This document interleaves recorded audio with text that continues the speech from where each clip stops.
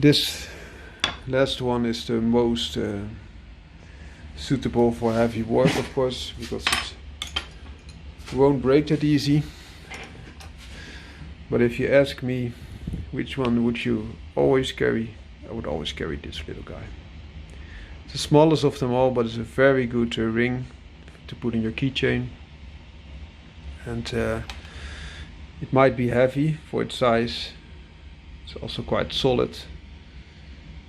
And yeah, just a nice all-rounder. Gives you a lot of functionality in a very small size. That being said, why would you ever use a pry bar? I mentioned it already a little bit. Some people carry pocket knives, but I think in most situations a pry bar is almost as capable as a pocket knife, especially in opening things, and it won't break. Normally it never breaks or almost never breaks. You also get a lot of more ability to scrape instead of just damaging the material. Ability to pry open, sometimes also a little bit of digging. If you look at the functionality to weight ratio, this one will probably take the cake. So you have a lot of nut tightening and loosening options, a good cutting edge, a Phillips head screwdriver, and a very wide, nice scraping pry bar. As you can see, it's even wider than that EOD bar in some places, but because of all those holes it's extremely light, even though it carries this Phillips head screwdriver and this blade. If you want to have the heaviest work done, this will be the guy. The benefit of those two edges that you can also use it to pry in this direction and just hammer it down, which is a nice thing to have. It's also concave at both sides, like a little bit of X, but it's not sharp. Some people do sharpen them. I think this beats the benefit of a pry bar, unless you also need a cutting edge, but it's a lot harder to take them with you. Yeah, you have to have a case then if you have it sharpened.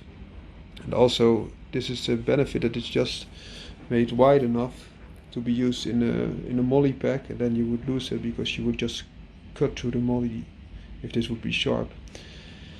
And even in the pocket, the pocket that I already showed you that carries this wallet in a normal package. Even in the not so deep front pocket you have nice room to put, for example, this pry bar. You could even put it in a lot deeper and just completely let it disappear. And once you need it, you just pull it out. If you put it in a deeper pocket, you can, of course, get it a lot deeper still. I will just remove this wallet now. I will show you in a normal jeans. It disappears completely and just can pull it out when you want. But also this front pocket, just a tad out, which is very nice. So these are some of the pocket pry bars that I would really recommend, and don't take more than one or at least two of them with you. The benefit of, for example, this guy with, for example, a smaller one is that you could still use this also as a hammer, because there's quite some size to it, and you can also hammer with this back, which I like a lot. Therefore you should never let the paracord go too deep. Then after, because if you then hit it with like a hammer strike, you would destroy the paracord.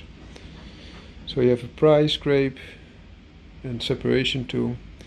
It's quite light, can also be used for digging.